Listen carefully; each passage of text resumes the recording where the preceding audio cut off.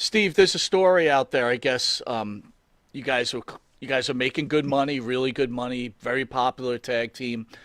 That in the Memphis area, Koko B Ware was taking your guys' entrance, and you took offense to that. Could you share your side of that story? Sure, sure.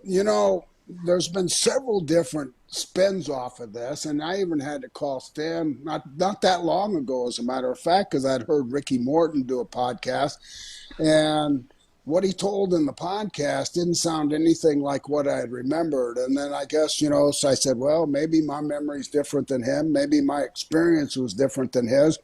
But here was the thing. I was taught in my industry by my mentors who were Jack Briscoe, Harley Race, Terry Funk, Dory Funk Jr., and Hiro Matsuda, that if you had anything that you're protecting, example, your finish, and I use a sleeper hold in the state of Florida, so if anybody used a sleeper hold, they needed to not use a sleeper hold in the matches before me. Your character or anything like that, which weren't really that established back when I first started, but when we developed the Fabulous One, well, Koko came out and he did a character called Stagger Lee. And we just broke out with the Fabulous Ones. And now here we are with top hats and bow ties and the sequin tuxedo. And here comes Koko out and does the Stagger Lee, and he's doing the same thing. He has a white tuxedo coat on, a bow tie, and a top hat. Well, I was not only insulted, I felt like that it was like stepping right on what we're trying to do, and what that does is it dilutes what we're doing. Well, we had to travel from Memphis to Nashville, and we were in Nashville. And when I walked in the dressing room, it was a small dressing room in there, and there's a little stall shower in the corner and a toilet. And, I was pretty worked up by the time we got there, and I backed into that stall shower, and I started confronting Koko. And I started asking him questions. Now, the conversation, I can't verbatim tell you. That's 40 years ago. But I can tell you that I was heated, and I was letting him know I wasn't happy with him trying to do the same thing we're doing with our new characters, and it was infringement on what we were doing. Anyway, I sucker punched him. And I did, and I admit it, and that's just me. I mean, if I'm going to win a fight or if I'm going to be in a fight, people aren't going to ask me who started the fight and all that. They're just going to ask you who wins or loses. Well, this is what, in my knowledge, that I remember about the fight was that I sucker punched him, and then we locked up and we fought, but we didn't go down. Neither one of us went down on the floor. We hooked up and we kind of got tied up, but everybody was trying to break it up almost right away. And anyway, now Koko's really screaming and yelling at me, and saying, I'm not afraid of you, and calling me names and all of that. And I just looked at him and I said, okay, well, let's just finish it. We squared off. We went at it again. But here was the end results. And this is the best I can remember. And this is what I always weigh it on. When it was over, neither one of us had a mark on us. Neither one of us had really gone down and gotten hurt. Neither one of us had kind of quit or said, that's enough, I've had enough. Nobody had pulled one of us off of the other one. I never looked at it like I did anything to damage Koko. I didn't beat up Koko, but I never felt like Koko beat me up either. So it was kind of like, the difference is the fight that Orndorff had with Vader there. I mean, Orndorff beat Vader relentlessly, and he looked like Elephant Man when it was over. To me, that was a fight. But that's the kind of growing up I had. I mean, Koko was not my first fight, but it wasn't one that I'm proud of or one that I won. I never kicked Koko's butt. Here's the deal. Koko's a born-again Christian like I am. And when he got the Hall of Fame award with WWE, I was an agent there.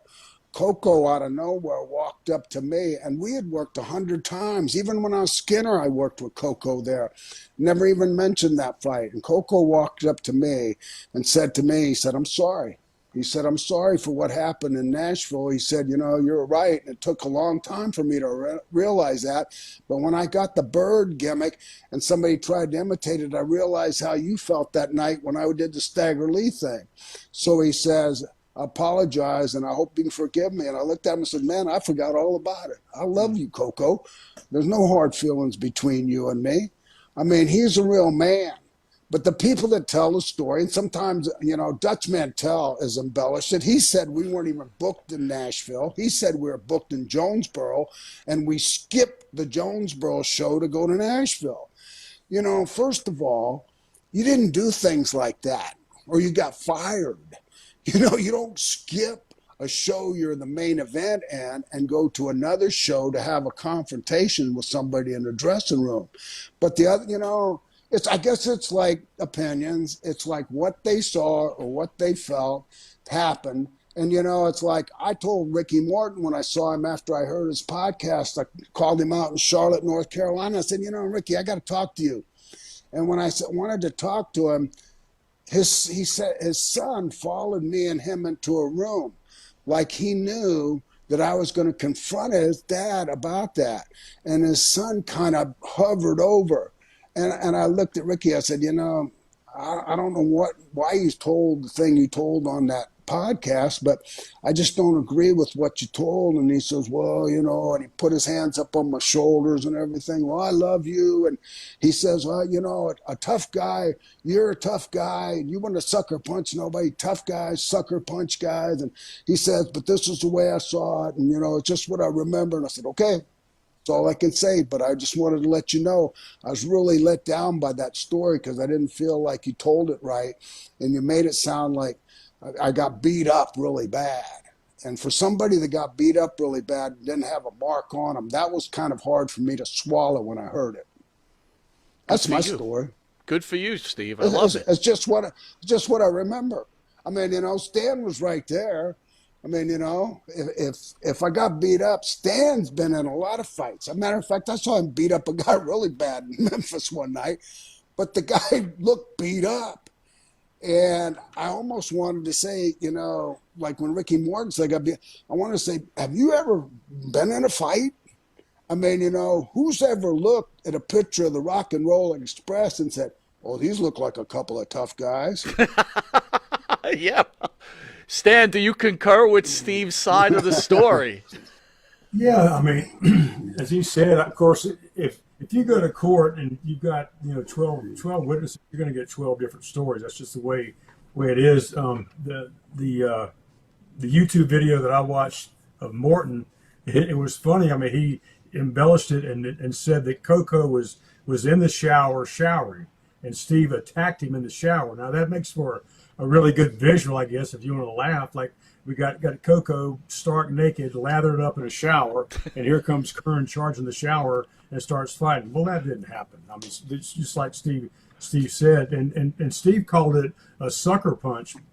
To me, a sucker punch is when you throw a punch at somebody and they don't see it coming. Now this shower in Nashville is like a prefab building, and the shower is like a little RV shower. There's barely room for two grown men to even stand up in there. They were facing each other face to face. Steve threw the first punch. Now, but to me, that's not a sucker punch. If you're going to fight somebody's got to throw the first punch. Steve threw the first punch. At that time, Steve was known as the toughest guy there in that territory. Koko was afraid of Steve.